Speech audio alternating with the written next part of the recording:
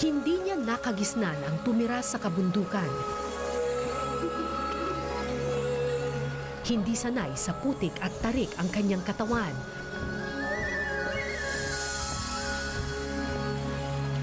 Minsan hindi niya pinangarap ang mabuhay sa hirap. Pero sabi nga nila, walang imposible sa taong may misyon. Walang matarik sa taong may malasakit.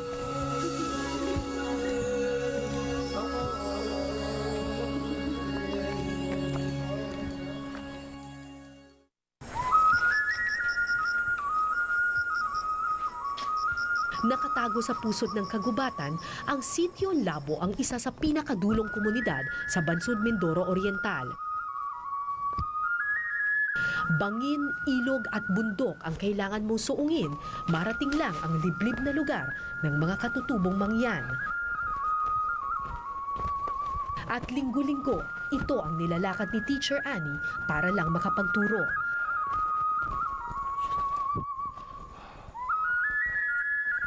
Kami yung naglakas loob po na tumanggap ng item kasi nga bibihira yung babaeng tumatanggap dahil sa sobrang layo po. Delikado yung pagtawid-tawid ng ilog. Teacher dito, puro lalaki. Opo, ma'am. 14 na taon ng guro sa isang private school si Teacher Annie. Sa totoo lang, mas madali at mas komportabling magturo sa private school. Pero sa pagtuturo ng mga katutubong mangyan niya nahanap ang tawag ng tungkulin. Kumbaga doon, lagi kang nakapustura, naka-makeup, dito, as in, ganito yung itsura mo pag aahon ka. Pero nakita ko yung iba yung doon. Naramdaman kong parang totoong tao na ako. Makalipas ang 1 oras na lakad, sunod-sunod na ilog naman ang aming binuno.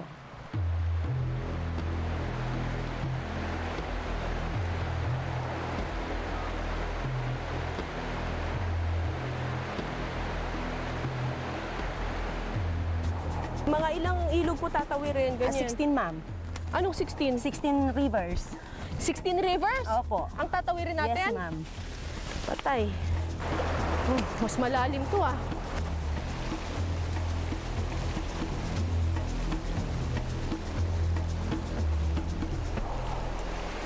Sa pagbaha po hanggang baywang to. Sa layo ng Sitio Labo, di mo aakalaing may nakatira pa sa liblib na kagubatan. Pero maya-maya, nakasabay namin sa ilog ang ilang batang mangyan. Isang linggo na sa paanan ng bundok ang mga librong ito. Dahil pirming mataas ang tubig sa ilog, ngayon lang nagkaroon ng pagkakataon na iakyat ang mga ito sa hulo para magamit.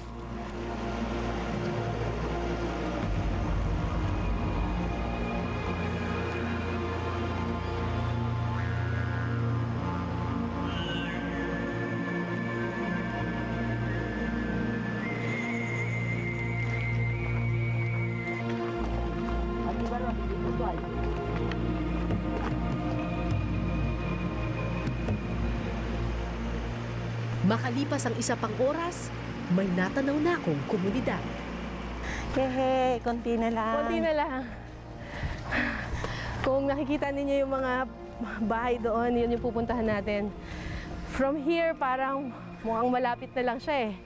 Pero pagod na talaga kami, sobra. Kaya natin to. So, nung nakita ninyo yung community, talagang... Sige, mayroon pa palang nakatira dito. Sabi ko po ng ganon. Sabi nga po, kung siguro yung school nandun pa sa bundok na yun, talagang totoong iiyak na ako. Mabuti na lang banda rito siya. Oh, tinatawag ka ng mga bata. Masine, pagbalabag! Kumusta? Ay. Nakarating din. Ito po yung community ng Labo. Yan.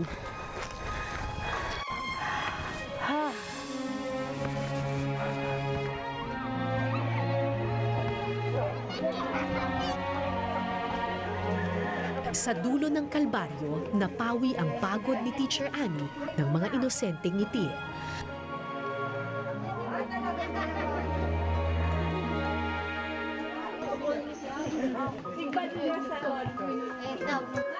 Dalawang taon ng guro sa Sitio Labo si Teacher Annie, kasama ang kanyang co-teacher na si Cristel. Walang kuryente sa maliit na sityong ito. Wala ring malinis na tubig kung hindi ka mag-iigib.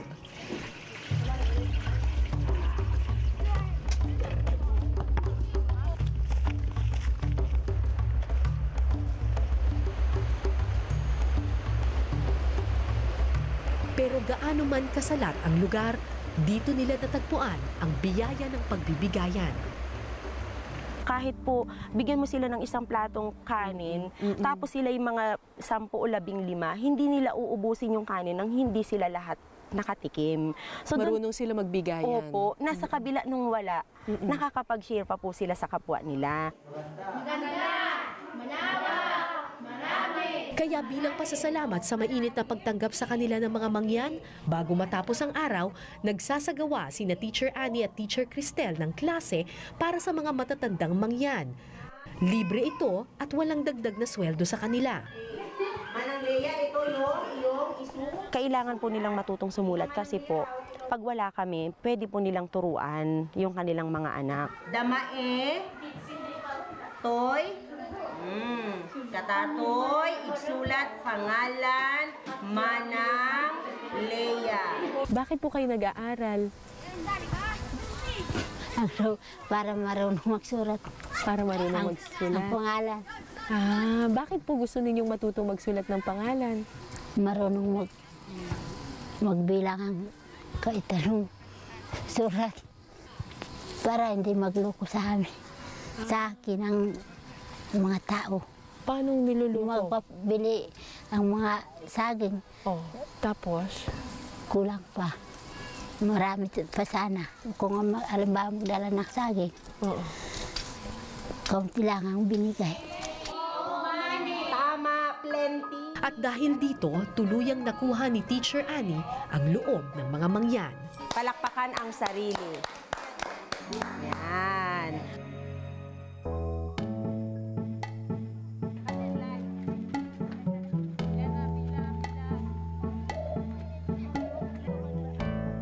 Marami sa mga mangyan takot sa mga dayo o bagong salta sa kanilang komunidad. Kaya ang ilan ayaw sanang pag-aralin ng kanilang mga anak.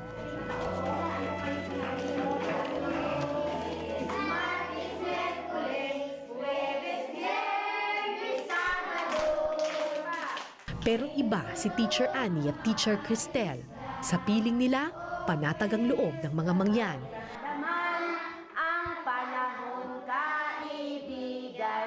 Aminado si Teacher Annie na tulad ng ibang tagapatag, pinangunahan din siya noon ng takot at pandidiri sa mga katutubong mangyan. 1, 2, 3. Pero mabilis itong nabago ng panahon. Lahat tayo ay maupo na. Madumi sila, parang hindi ko po talaga sila kayang tanggapin. Pero nung nandito po ako, tinuruan ako ng Diyos na tanggapin kung sino po sila. Na tuwi pong aakapin ko yung mga bata, aakbayan ko po yung mga bata, parang ang saya-saya nung mga magulang. 1/4, 3/4, 1/3, 2/5. So ito nga para dito sa... Dahil dalawa lang silang teacher sa Sitio Labo, sabay-sabay na tinuturuan ni Teacher Cristel sa iisang classroom ang grade 4, grade 5 at grade 6. Kinder, grade 1, grade 2 at grade 3 naman ang sabay-sabay na tinuturuan ni Teacher Annie. Friends. Okay, si Omre. Ano kaya ang pangalan ng titik na ito? F. Yan. Sa dulo ng mga upuan, napansin ko ang isang dalaga. So ito po ang kinder? Yan, ito po yung kinder. Yung iba po dito hindi pa dumarating.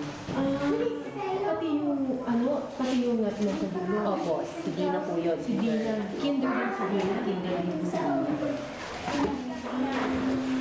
Actually, ma'am, tatlo po sila magkakapatid. Si Dina, si Bobby, at saka po si Barini. Ilang taon na si Dina? 20 years old po si Dina, 14 po si Bobby, 9 po si Barini. Nasa kinder pa lang po sila lahat. Pati yung 20 years old? Opo.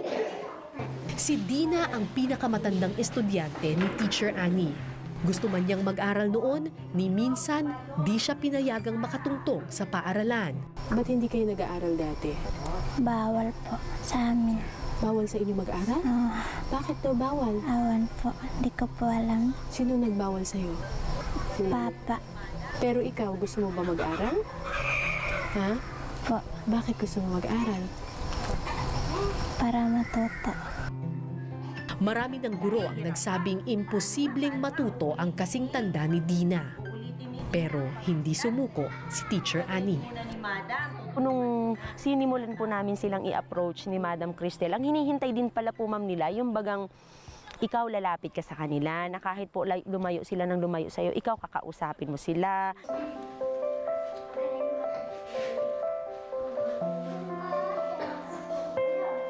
Dahil sa pagpupursigi ng guro, nanumbalik ang kumpiyansa sa sarili ng dalaga at unti-unti siyang natutong pahalagahan ang kanyang pagkatao.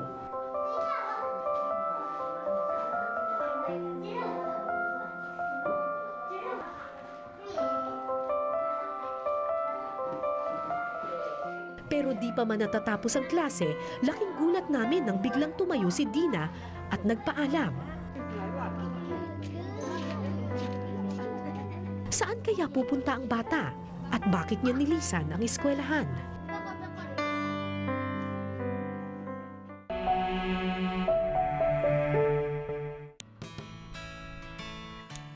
Nagmamadaling lumabas ng classroom si Dina. Hindi na raw niya tatapusin ang klase. Sinundan ko ang bata at natuklasan ko sa loob ng isang bahay kubo ang dahilan ng kanyang pagmamadali. Ganda umaga po. Ay, Manang Lea. Kumusta po? Ay, Tay, kumusta po? Nandito po si Dina. Kumusta, Nay? 2 taon nang may sakit ang nanay ni Dina na si Vilma. Butot balat ang matanda at hirap ng maglakad.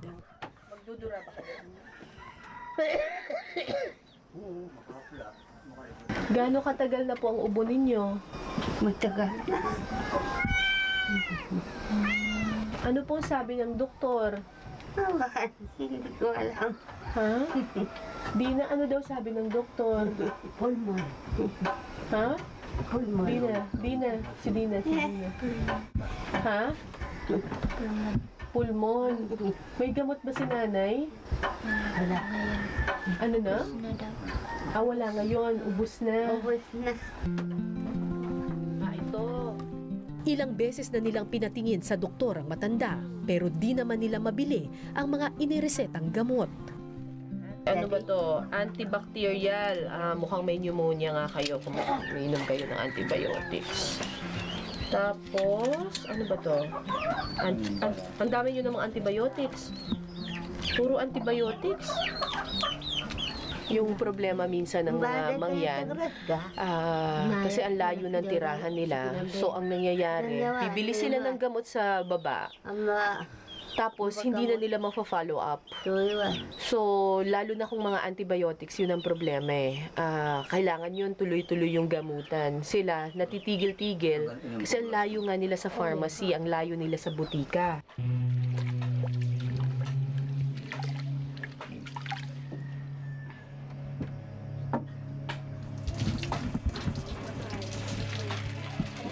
Kaya nang pumanaw ang tatay ni Dina, bilang panganay, siya ang tumayong ina at ama ng kanilang pamilya.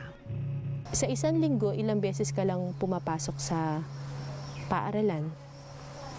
3 araw raw po. 3 araw ka lang pumapasok? Bakit? May gagawin nga. Ano yung gagawin mo? Trabaho sa sagingan po.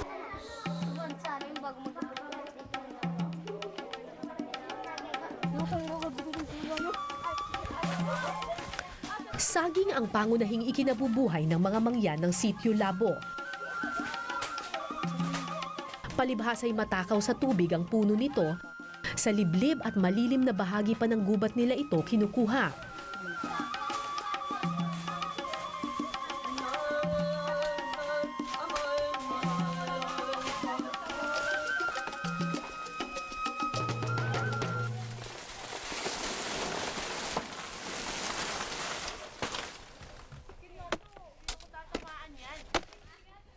Katatapos lang manalasan ng bagyong Lando sa Mindoro, kung kaya kaunti lamang ang nakuha nilang bunga noon. Batid ng mga mangyan na si Dina ang may pinakamalaking pangangailangan nung araw na iyon. Kaya tinulungan nila ang dalaga na mapuno ang kanyang bangkat.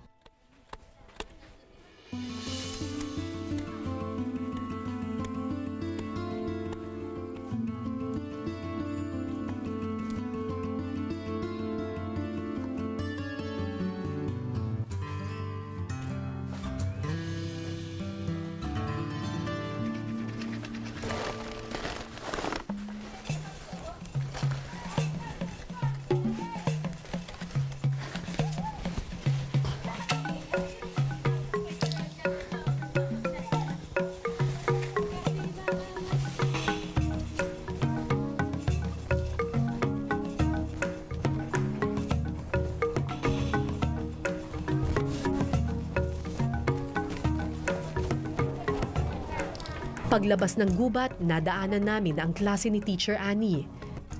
Pero hindi na lumingon si Dina at nagpatuloy na lang sa pagpapasan.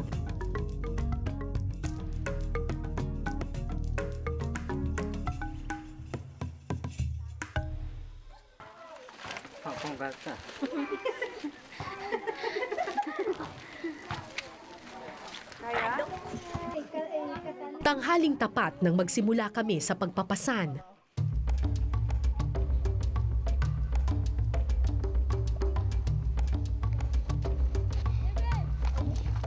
Mainit ang mga bato sa talampakan, pero di ito ininda ni Dina.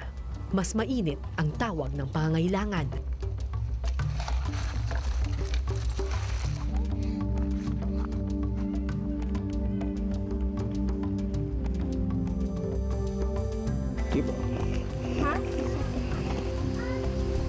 Kasi mapapasok ka sa bato. O bawasan na lang muna natin tong ano mo. Bawasan muna natin to. Bawasan natin. Masyado mabigat yan.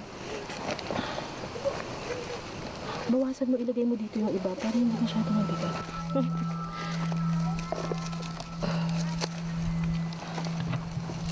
Lagyan natin.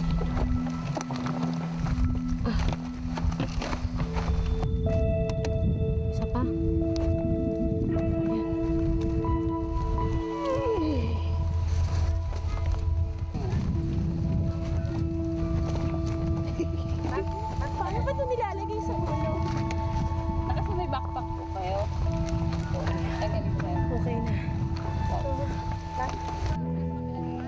Gaano man kainit, gaano man kabigat, hindi tumigil si Dina sa paglalakad.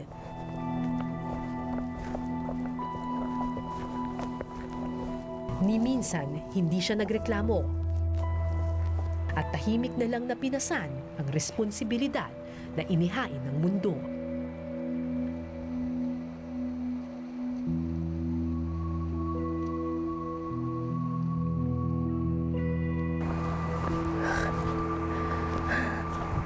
Ito yung mga panahon na gusto mo nang magreklamo kasi parang ang bigat ng dala mo, tas ang haba pa ng biyahe. Pero pag nakikita mo yung mga mangyan na at naiisip mo na araw-araw nila itong ginagawa, parang pakiramdam mo wala kang karapatang magreklamo. Kasi sila nakukuha pa nilang ngumiti sa gitna ng hirap.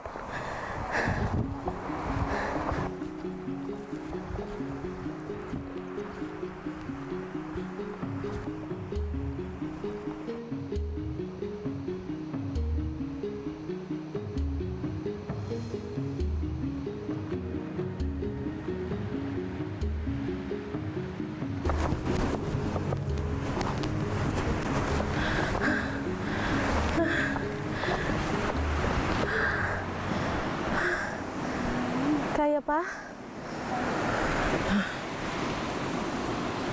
Bubuhatin to? Okay. Tutulungan kita. Okay. Ready?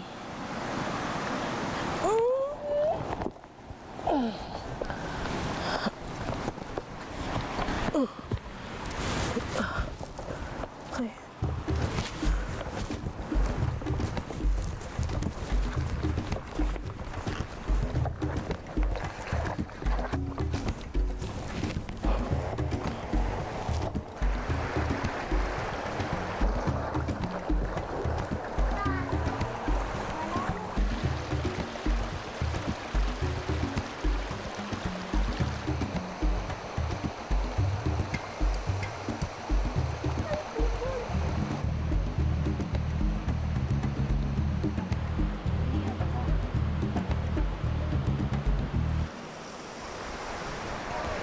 Makalipas ang 2 oras, narating namin ang kamalig kung saan binibili ang mga produkto ng mangyan. Ay, salamat.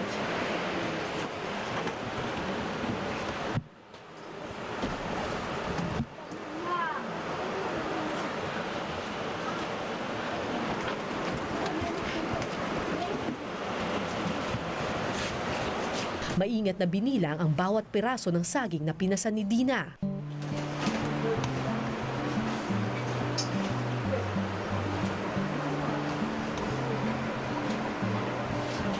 Pag 100 saba, 85 pesos. So, ang nakuha niya ay 120. 120 sa bata, tapos yung kintan laksan. 100. Pero sa huli, 144 pesos lang ang kanyang kinita.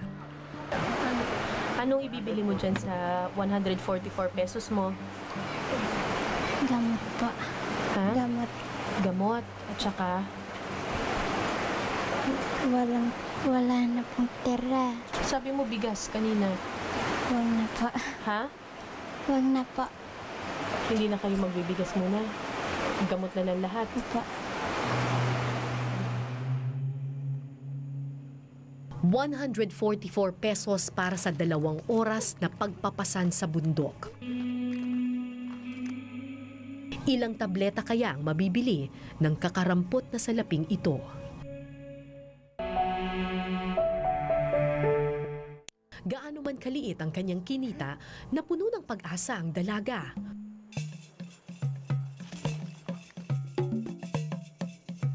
Masaya siyang naglakad ng mahigit 1 oras patungo sa pinakamalapit na butika.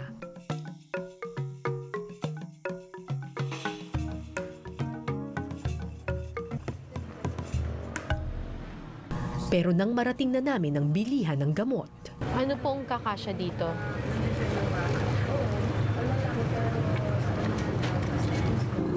Dalawa lang po nito. Tapos 10 dito.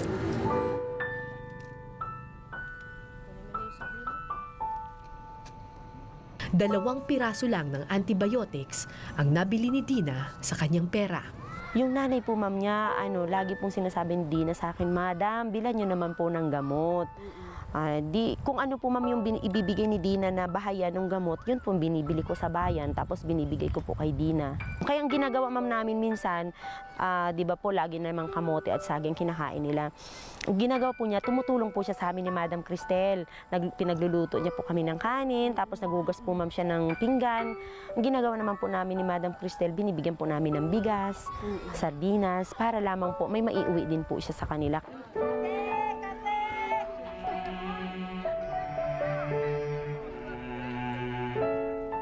Para sa gurong nagmamalasakit, hindi maikakahon sa silid-aralan ang tawag ng tungkulin.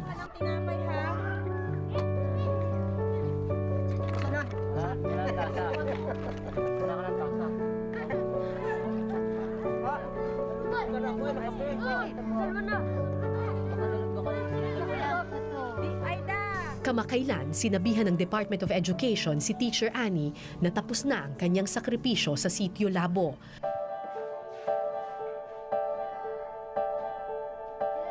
Na-upgrade ang kanyang posisyon at maaari na siyang magturo sa kapatagan sa mas maganda at mas maayos na eskwelahan. Pwede na raw niyang iwan ang mga mangyan. Yung amin pong cooperating principal ng Bansud District, inofera na po kami na bumaba ni Ma'am Cristel sa Villa Pag-asa Elementary School. Gusto ko na po dito. Kaya lang po, nandun talaga tayo sa realidad ng buhay na tumatanda ka, ang layo-layo ng nilalakad. Pero hindi tinanggap ni Teacher Annie ang bagong alok at pinili niyang manatili sa liblib na sitio ng mga mangyan. Dati nung nagpa-assign ka as a public school teacher, ang iniisip mo, pera, sweldo, para sa sarili. Yes, ma'am. Pero ngayon, binibigyan ka na ng mas comfortable Yes. na buhay. Ayaw mo pa rin. Kasi nga po, ma'am, Iba na ang nasa iba na po yung pakiramdam ko na para pong pag iniwan ko sila kaagad, para pong may naiwan din po akong responsibility sa kanila. Sana, ma'am, yung may iwan ako na after 10 years, may legacy akong maiwan sa mga bata, na yan yung mga tinuruan ko, ito yung natutunan nila sa akin.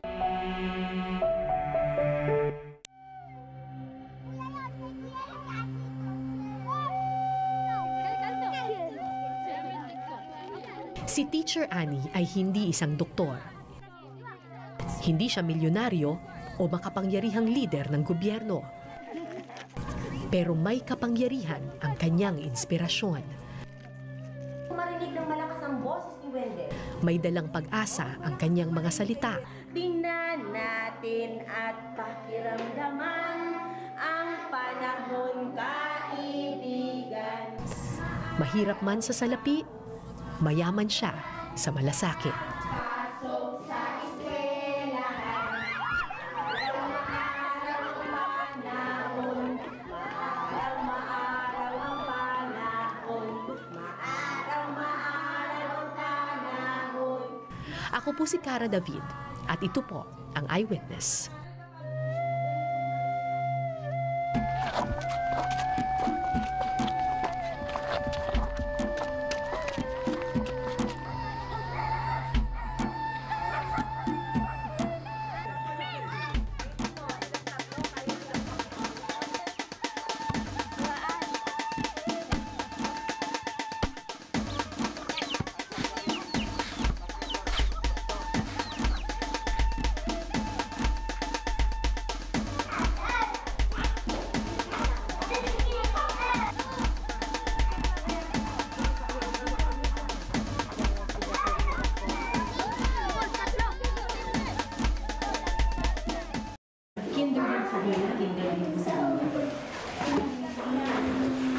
Actually, ma'am, tatlo po sila magkakapatid. Si Dina, si Bobby, at saka po si Barini. Ilang taon na si Dina? 20 years old po si Dina, 14 po si Bobby, 9 po si Barini. Nasa kinder pa lang po sila lahat. Pati yung 20 years old? Opo. Si Dina ang pinakamatandang estudyante ni Teacher Annie. Gusto man niyang mag-aral noon, ni minsan di siya pinayagang makatungtong sa paaralan. Ba't hindi kayo nag-aaral dati? Bawal po sa amin. Bawal sa inyo mag-aral? Bakit daw bawal? Awan po. Hindi ko po alam. Sino nagbawal sa'yo? Papa Pero ikaw, gusto mo ba mag-aral? Ha? po. Bakit gusto mo mag-aral? Para matuto. Marami ng guro ang nagsabing imposibleng matuto ang kasing tanda ni Dina. Pero hindi sumuko si Teacher Annie. Nung sinimulan po namin silang i-approach ni Madam Cristel, ang hinihintay din pala po, ma'am, nila, yung bagang ikaw lalapit ka sa kanila, na kahit po lumayo sila ng lumayo sa'yo, ikaw kakausapin mo sila.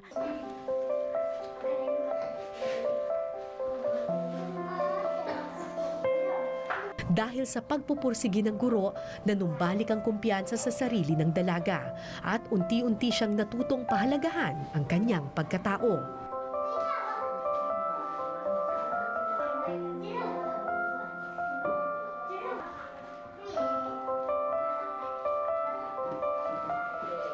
Pero di pa man natatapos ang klase, laking gulat namin nang biglang tumayo si Dina at nagpaalam.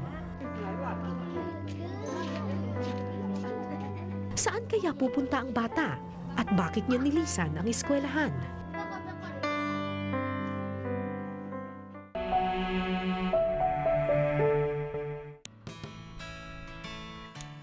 Nagmamadaling lumabas ng classroom si Dina.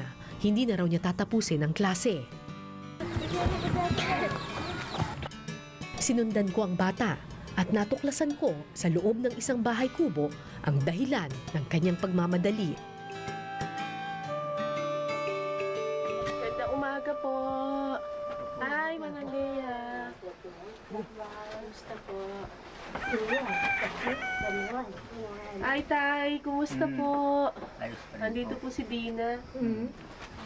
Kumusta, Nay? 2 taon nang may sakit ang nanay ni Dina na si Vilma. Butot balat ang matanda at hirap ng maglakad.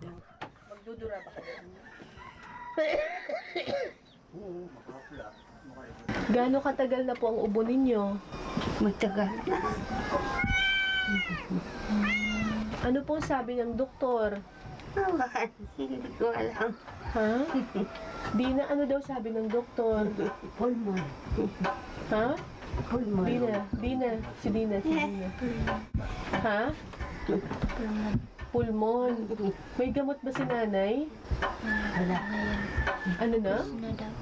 Wala ngayon. Ubus na. Ubus na. Ito. Ilang beses na nilang pinatingin sa doktor ang matanda, pero di naman nila mabili ang mga iniresetang gamot. Ano ba to? Antibacterial. Mukhang may pneumonia nga kayo kung umiinom kayo ng antibiotics. Tapos, ano ba to? Ang dami nyo namang antibiotics. Puro antibiotics. Yung problema minsan ng mga mangyan, kasi ang layo ng tirahan nila. So, ang nangyayari, bibili sila ng gamot sa baba. Tapos, hindi na nila ma-follow up. So, lalo na kung mga antibiotics, yun ang problema eh. Kailangan yun tuloy-tuloy yung gamutan. Sila, natitigil-tigil. Kasi ang layo nga nila sa pharmacy, ang layo nila sa butika.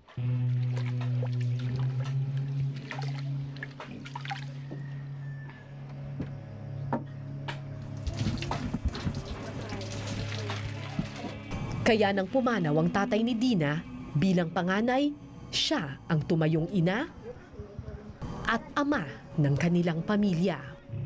Sa isang linggo, ilang beses ka lang pumapasok sa paaralan?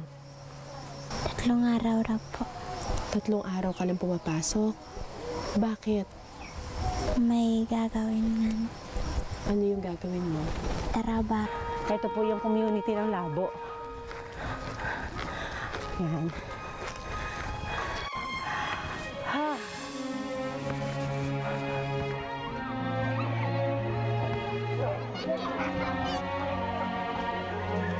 Sa dulo ng kalbaryo, napawi ang pagod ni Teacher Annie ng mga inosenteng ngiti.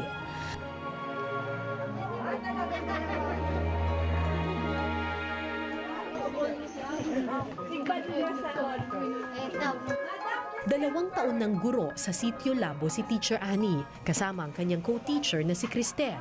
Walang kuryente sa maliit na sityong ito. Wala ring malinis na tubig kung hindi ka mag-iigib.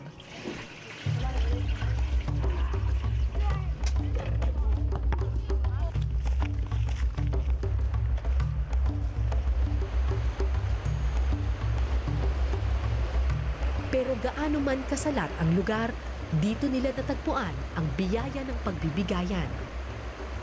Kahit po, bigyan mo sila ng isang platong kanin, tapos sila yung mga 10 o 15, hindi nila uubusin yung kanin nang hindi sila lahat nakatikim. So, Marunong sila magbigayan. Opo, nasa kabila nung wala, nakakapag-share pa po sila sa kapwa nila. Kaya bilang pasasalamat sa mainit na pagtanggap sa kanila ng mga mangyan, bago matapos ang araw, nagsasagawa sina Teacher Annie at Teacher Cristel ng klase para sa mga matatandang mangyan. Libre ito at walang dagdag na sweldo sa kanila. Kailangan po nilang matutong sumulat kasi po, pag wala kami, pwede po nilang turuan yung kanilang mga anak. Damae, toy, katatoy, igsulat, pangalan, Manang, Leia. Bakit po kayo nag-aaral? Para marunong magsurat. Para marunong magsulat? Ang pangalan. Bakit po gusto ninyong matutong magsulat ng pangalan? Marunong magbilang ang kaitanong surat. Para hindi magloko sa amin. Sa akin ang mga tao. Paano niluluko? Magpabili ang mga saging. Tapos? Kulang pa. Marami pa sana. Kung alimbawa magdala ng saging, kaunti lang ang binigay. Tama, plenty. At dahil dito, tuluyang nakuha ni Teacher Annie ang loob ng mga mangyan. Palakpakan ang sarili. Yan.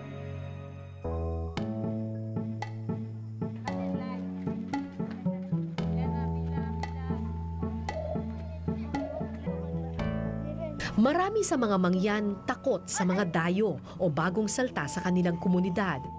Kaya ang ilan ayaw sanang pag-aralin ng kanilang mga anak.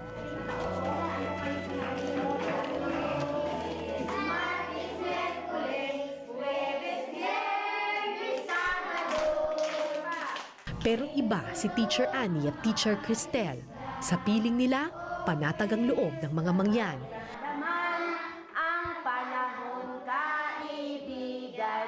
Aminado si Teacher Annie na tulad ng ibang tagapatag, pinangunahan din siya noon ng takot at pandidiri sa mga katutubong mangyan. 1, 2, 3. Pero mabilis itong nabago ng panahon. Lahat tayo ay maupo na. Madumi sila, parang hindi ko po talaga sila kayang tanggapin. Pero nung nandito po ako, tinuruan ako ng Diyos na tanggapin kung sino po sila.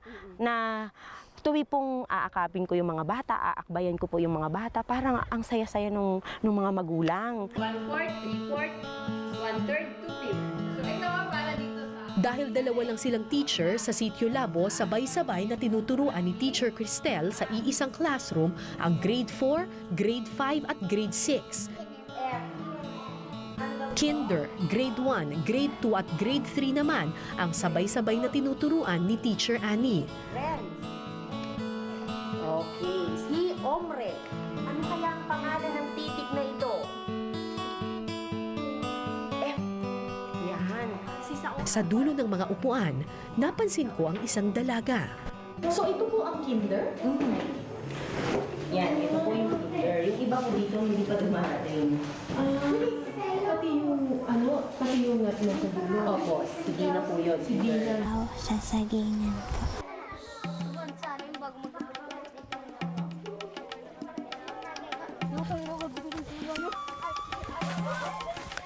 Saging ang pangunahing ikinabubuhay ng mga mangyan ng Sitio Labo. Palibhas ay matakaw sa tubig ang puno nito. Sa liblib at malilim na bahagi pa ng gubat nila ito kinukuha.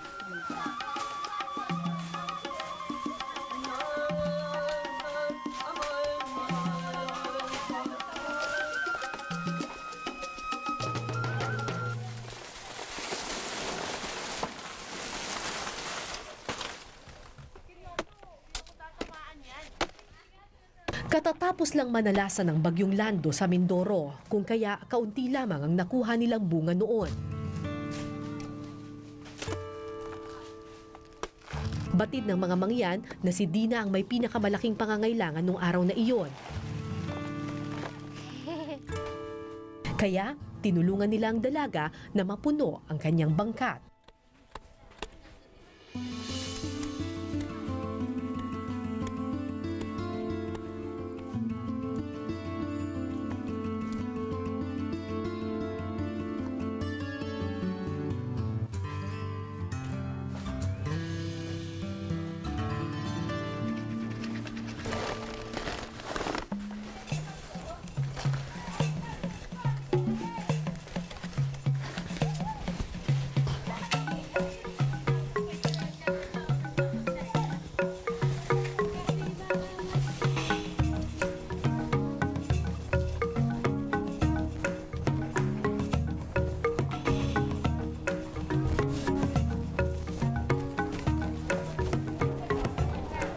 Paglabas ng gubat, nadaanan namin ang klase ni Teacher Annie. Pero hindi na lumingon si Dina at nagpatuloy na lang sa pagpapasan.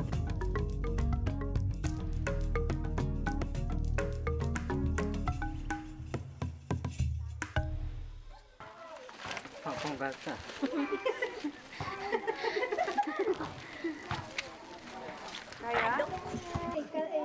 Tanghaling tapat nang magsimula kami sa pagpapasan.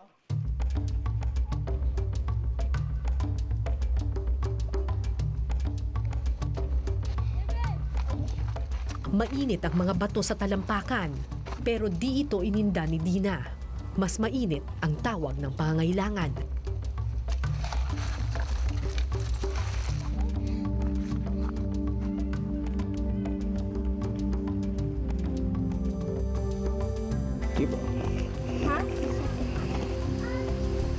Kasi mapapasok ka sa bato. O bawasan na lang muna natin tong ano mo. Bawasan muna natin to. Bawasan natin. Masyado mabigat yan. Bawasan mo, ilagay mo dito yung iba para hindi masyado mabigat.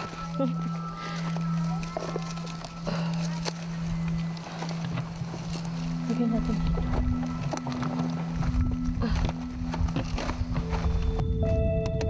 Isa pa.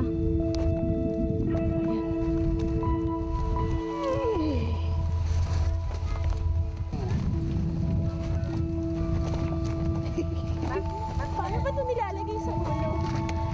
Kasi may backpack po kayo. Okay na.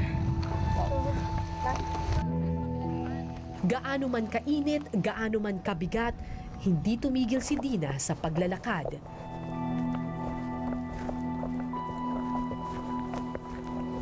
Ni minsan, hindi siya nagreklamo. At tahimik na lang na pinasan ang responsibilidad na inihain ng mundo.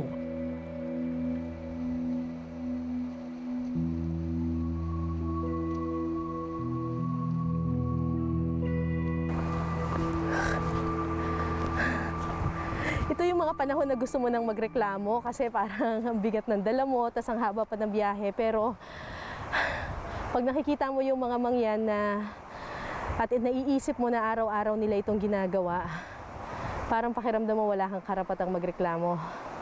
Kasi sila nakukuha pa nilang ngumiti sa gitna ng hirap.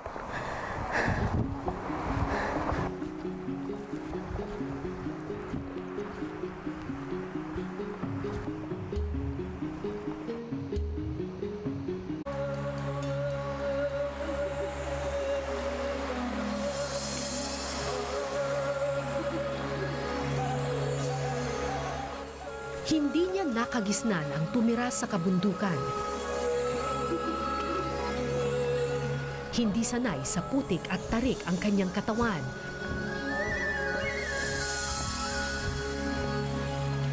Ni minsan hindi niya pinangarap ang mabuhay sa hirap.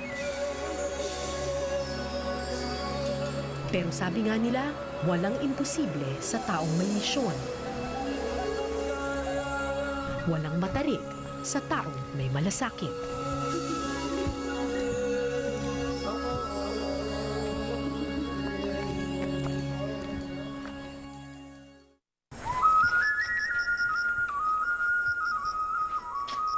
Nakatago sa pusod ng kagubatan, ang Sitio Labo ang isa sa pinakadulong komunidad sa Bansod, Mindoro Oriental.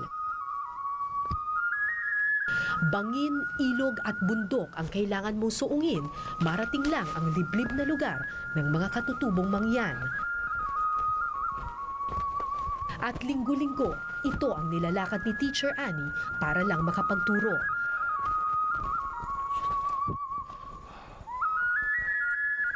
Kami yung naglakas loob po na tumanggap ng item kasi nga bibihira yung babaeng tumatanggap dahil sa sobrang layo po. Delikado yung pagtawid-tawid ng ilog. Teacher dito, puro lalaki. Opo, ma'am. 14 na taon ng guro sa isang private school si Teacher Annie. Sa totoo lang, mas madali at mas komportabling magturo sa private school. Pero sa pagtuturo ng mga katutubong mangyan niya nahanap ang tawag ng tungkulin. Kumbaga doon, lagi kang nakapostura, naka-makeup, dito, as in, ganito yung itsura mo pag aahon ka. Pero nakita ko yung iba yung doon. Naramdaman kong parang totoong tao na ako. Makalipas ang 1 oras na lakad, sunod-sunod na ilog naman ang aming binuno.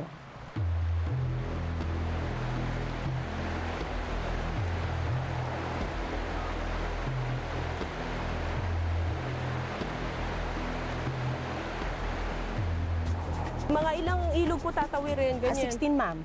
Anong 16? 16 rivers. 16 rivers? Opo. Ang tatawirin natin? Yes, ma'am.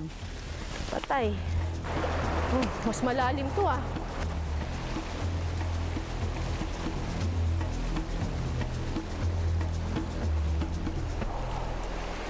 Sa pagbaha po hanggang baywang to. Sa layo ng Sitio Labo, di mo aakalaing may nakatira pa sa liblib na kagubatan. Pero maya-maya, nakasabay namin sa ilog ang ilang batang mangyan. Isang linggo na sa paanan ng bundok ang mga librong ito. Dahil pirming mataas ang tubig sa ilog, ngayon lang nagkaroon ng pagkakataon na iakyat ang mga ito sa hulo para magamit.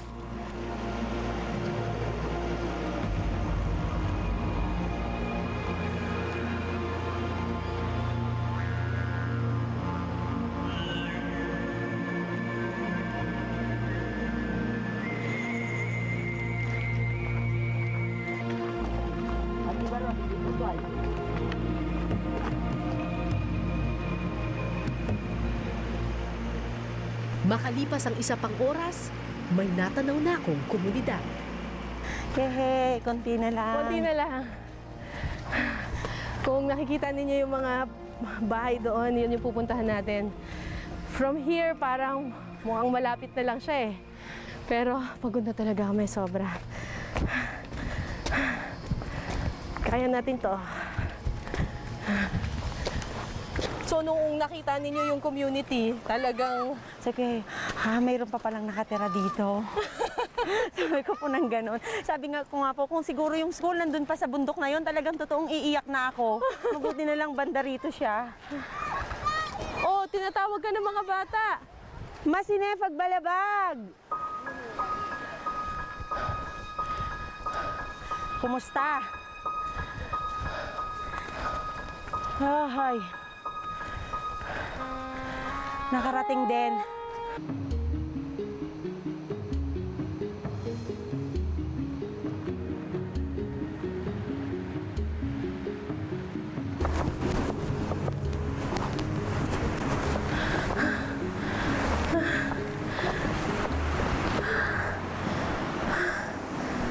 Kaya pa? Bubuhatin to? Okay. Tutulungan kita. Okay. Ready?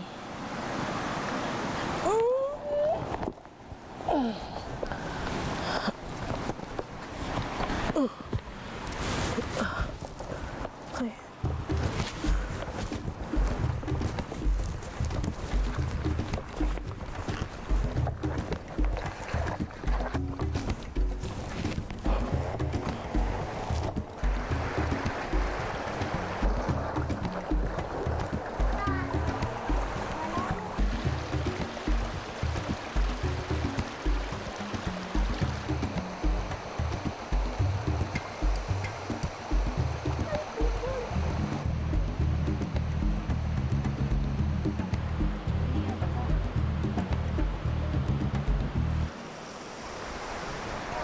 Makalipas ang 2 oras, narating namin ang kamalig kung saan binibili ang mga produkto ng mangyan.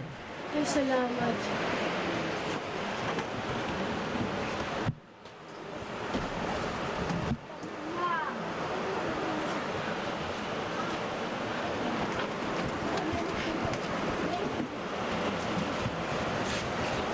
Maingat na binilang ang bawat piraso ng saging na pinasan ni Dina.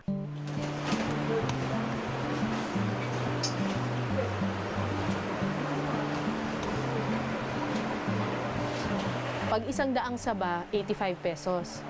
So, ang nakuha niya ay 120. 120 sa bata, tapos yung quintal laksan. 100. Pero sa huli, 144 pesos lang ang kanyang kinita. Anong ibibili mo dyan sa 144 pesos mo? Gamot po. Ha? Gamot.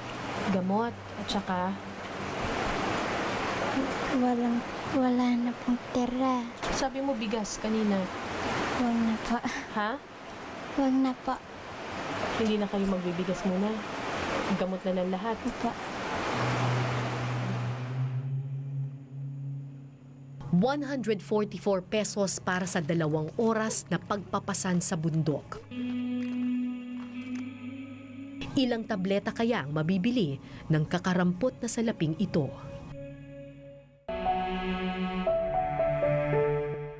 Gaano man kaliit ang kanyang kinita, napuno ng pag-asa ang dalaga.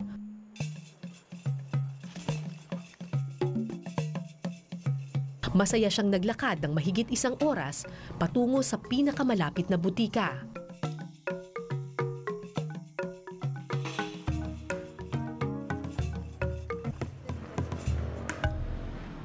Pero nang marating na namin ang bilihan ng gamot, Ano pong kakasya dito?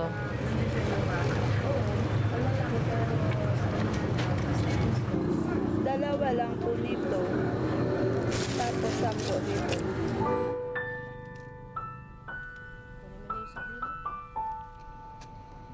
Dalawang piraso lang ng antibiotics ang nabili ni Dina sa kanyang pera. Yung nanay po ma'am niya, lagi pong sinasabi ni Dina sa akin, Madam, bilan niyo naman po ng gamot. Kung ano po ma'am yung ibibigay ni Dina na bahaya ng gamot, yun po binibili ko sa bayan, tapos binibigay ko po kay Dina. Kaya ang ginagawa ma'am namin minsan, di ba po lagi namang kamote at saging kinakain nila. Ang ginagawa po niya, tumutulong po siya sa amin ni Madam Cristel. Pinagluluto niya po kami ng kanin, tapos nagugas po ma'am siya ng pinggan. Ang ginagawa naman po namin ni Madam Cristel, binibigyan po namin ng bigas, sardinas, para lamang po may maiuwi din po siya sa kanila.